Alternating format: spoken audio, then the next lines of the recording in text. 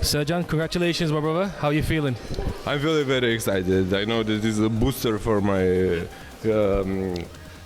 career and for everything what I do in the SMP. I'm 8 years in this business, but now this means something that somebody recognizes the work that I do. Perfect. And what does it mean to you?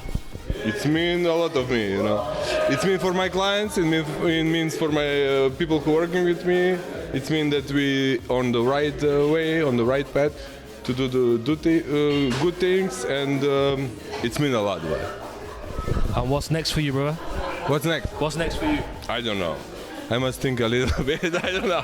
It's confusing for me, believe me, because I know what was the competition is UK and European competition. So the gold, I didn't expect the gold to be real. I don't know. There is a great artist out there. I don't know that is the pushing up, but okay, I can figure out like something that I must push it harder in the future.